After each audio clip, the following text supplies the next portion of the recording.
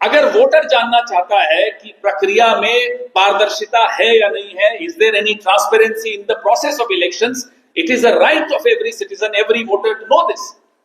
हर voter का, हर मतदाता का यह अधिकार है जानना, लेकिन कोई जवाब नहीं। 75वीं वर्षगांठ पे इसलिए मैं महाराष्ट्र के, आप प्रबुद्ध लोग हैं, आपके सामने आए हैं हम लोग। हमारे कुछ साथी आज मुंबई में भी प्रेस वार्ता किए, नाना भाव नहीं आ पाए यहां। अब ये जानना जरूरी है कि लोकसभा चुनाव के मुकाबले विधानसभा चुनाव में महायुति का वोट 72 लाख बढ़ जाता है। महायुति को इस विधानसभा में लोकसभा चुनाव की तुलना में 72 लाख वोट अधिक मिलते हैं।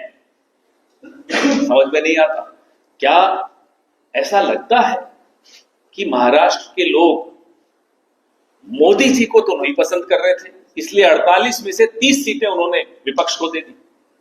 और वही महाराष्ट्र के लोग जब मोदी जी नहीं है चुनाव में, वो तो नहीं मुख्यमंत्री बनने वाले थे, तब उनकी पार्टी को इतने ज्यादा वोट दे देते हैं। कैसे संभव है? या तो मोदी जी मान लें कि अब उनकी जो पॉपुलैरिटी है नीचे जा रही है, कम से कम महाराष्ट्र में तो नीचे जा रही है, राजस्थान में नीचे जा रही है, यही इसका निष्कर्ष निकलता है। This is the only logical conclusion if the elections and the election process is transparent, तब तो ये बात निकलती है।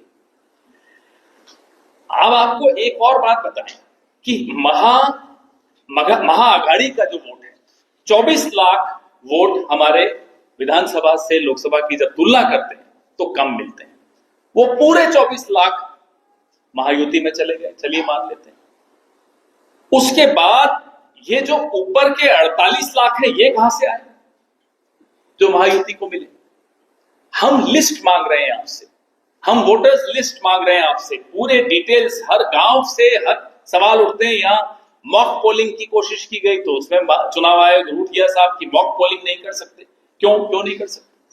तो हम चाहते हैं कि आप हमें हर बूथ और हर विधानसभा का आंकड़ा पारदर्शी तरीके से इस पत्रकारों के सामने रखें, देश के वोटर्स के सामने रखें, प्रदेश के वोटर्स के सामने रखें। क्या इसमें गलत है? ये तो वैसे ही सार्वजनिक होना चाहिए। कोई ऐसी बात तो हमने नहीं मांग ली साहब जिसमें कोई सीक्रेट हो, ऑफिशियल सीक्रेट हो, ये तो नहीं मांग रहे हम आपसे। जब तक चुनाव आयोग इन सवालों का जवाब नहीं देता, माफ कीजिएगा, चुनाव आयोग की विश्वसनीयता मोदी जी के भाषणों से भी अब कम हो गई।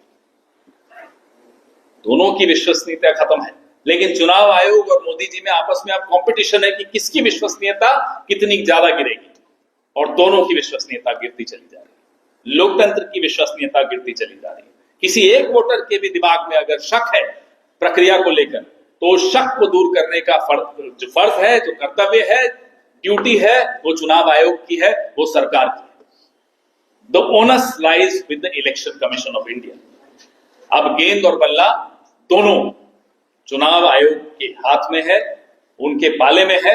हम जन्मदिन तो उनका मना रहे हैं, लेकिन क्या चुनाव आयोग जिंदा भी है इस देश में? हम ये जानना चाहते हैं। कहीं ऐसा तो नहीं कि हम उनका जन्मदिन जो है मरणोपरांत मना रहे हैं? जिंदा है तो जिंदा होने का सबूत दीजिए, हमारे सवालों का जवाब दीजिए। जो आंकड़े हमने मांगे हैं वो आंकड़े सबके सामने रखिए, फिर हम मानेंगे कि हाँ आप जिंदा हैं, फिर हम आप कहेंगे हैप्पी बर्थडे टू यू।